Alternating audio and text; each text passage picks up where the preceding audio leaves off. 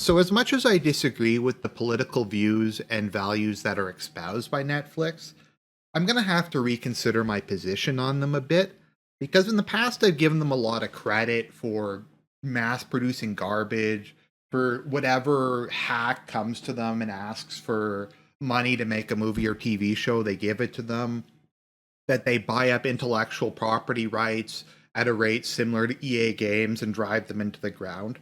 So I've been very critical of them, but recently they've been putting out some pretty good stuff. Just tried to think of a couple things in the last couple years. The Ted Bundy movie I thought was really good. Extremely Wicked, Shockingly Evil and Vile. The new seasons of You I thought were pretty good from 2 onward. Obviously, you had Squid Game. I like Snowpiercer a lot, despite its flaws. I mean, there's quite a lot of good fiction things that Netflix is putting out. Their documentaries are also pretty good, at least some of the time. Obviously, you had Tiger King, which was a classic. You had the one about the Cecil Hotel that was really disturbing. The Son of Sam documentary was really good. You had Making of a Murderer, although that's way back. But they are producing some kind of interesting stuff. Another one that kind of comes to mind is maybe Murder Mountain, if that's what it's called, about the like backwater marijuana growth op, which I never even heard of. So Netflix to me is more gone from just being miss, something okay, miss, to being kind of more of a mixture. So I'll give them credit for that. I try to be somewhat objective in this and to be somewhat reasonable. If I think they're making good stuff, even if I disagree with them politically, I'm going to go out and say I think they are. And this is a good example of that. So I was watching quite a bit of TV when I was lying around recovering from my appendix surgery, and I saw this show Archive 81 pop up. And obviously, from the very beginning, I took a look at it.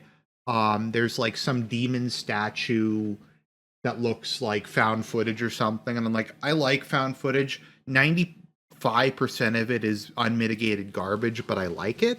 So I look at the show and it's like, okay, so it's a mixture of found footage and just normal TV show footage. Okay, that sounds interesting. It's horror, suspense, thriller with Lovecraftian elements and a conspiracy. Okay, that's cool. It takes place in like the urban decay of New York City. Okay, that's also interesting. This ticks a whole bunch of boxes, so I'm gonna give this thing a try. And I started watching it, and I was completely hooked from the first episode, and I binge watched a lot of the show in a day or two. And before we get into it, so this is based on a horror found footage podcast that kind of told a story in parts, somewhat like the TV show. I think the TV show is much better than the podcast. Netflix somehow, for some reason, made it less paused in the TV show than they did in the original, which is weird for Netflix. But they took out a lot of just the silly, stupid, goofy, juvenile stuff that I found was in the podcast, and they made a much more polished, genuinely creepy story. So that's just kind of some brief thoughts on the podcast. So what is Archive 81 now that we're almost 4 minutes in? So Archive 81 follows Dan Turner, the main character, who is a guy who works at a VHS restoration museum. Now I got to give it credit. This is kind of an interesting concept. It's something like, in particular, my friend Serp Kerp always likes to make us watch documentaries about this, about like the whole VHS era. Because a lot of these tapes are getting old and falling apart, and there's all these movies and documentaries and footage people have shot on VHS that they have to try to figure out some way to digitize or preserve. And all this stuff is just going to be lost like dust in the wind. So it is kind of interesting, at least for someone my age, because I remember growing up, I mainly watched VHSs until we eventually got a DVD player.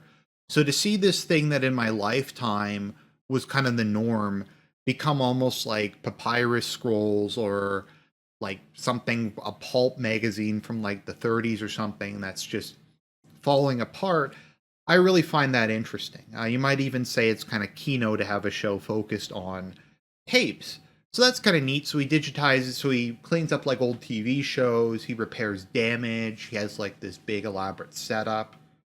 And he gets sent a rush job from a major donor that contains the intro footage to the rest of the found footage from the show, which follows our other main character, Melody Pendrith. Now, she's kind of interesting from like a phenotype background because she's half European, half Arab. I think one of her parents is Saudi, one of her parents is Palestinian, one of them is German, and one of them's Hungarian or something like that. So she kind of has an interesting appearance.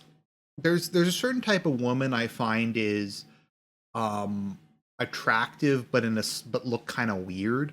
I think Natalie Dorner is like the ultimate example of that. And she kind of has that, but she grew on me kind of as the show goes on.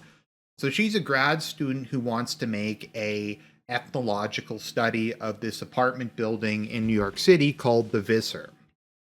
And it's her grad project. She's going there. She's going to interview people. She's going to put together a history of it, find out about the local microculture. It's kind of interesting. That's kind of the product. It kind of reminds me of Virginia Madsen from Candyman. So, I mean, that's kind of good because that movie was pretty good. The sequel, not at all, but the original was pretty good. So he cleans this up and then he's invited to this company called LMG, which is this shady international conglomerate that no one really knows what it is, no one knows what they do. And the head of it is a guy named Virgil Davenport. And he brings Dan in and he's like, "Look, you're the best video VCR restoration guy in the world. So I have this Archive 81. I need you to go through, clean up the whole thing, get it ready to present, and I'll give you $100,000 to do this." And as part of it, you have to go to this weird facility we have in the middle of nowhere with no internet access and kind of mediocre cell access and work on this alone. So he eventually jumps on board because he feels that he takes a look at the original thing and he's like, you know what? That looks like my dog in it. It looks like there's this music in it that kind of reminds me of something from my past. There might be a connection to me somewhere. So he agrees to take on the job and he goes to this it's a pretty interesting facility because it's kind of a mixture of like by my standards retro like stuff from the 60s and 70s and kind of some modern stuff. And there's no DVD player. There's a huge number of movies there. And he watches Solaris as his first movie, which I think is a very appropriate one given the themes of the show. And it's just nice to see the film get some love. I enjoyed it quite a bit when I watched it. This is obviously the Russian one, not the George Clooney one. But that was pretty cool. So then the other half of the story is him watching the tapes. So the tapes, it looks like found footage initially, and then it just goes into being like professional normal video, if that makes sense. So you don't have the issue of like shaky cam or bad quality video. It just looks normal. So Melody moves in. She's trying to talk to the people there. She's not having a lot of luck. She befriends this young African American girl named Jess who runs errands for the people in the building. And she starts meeting them. And a lot of them are really weird and eccentric.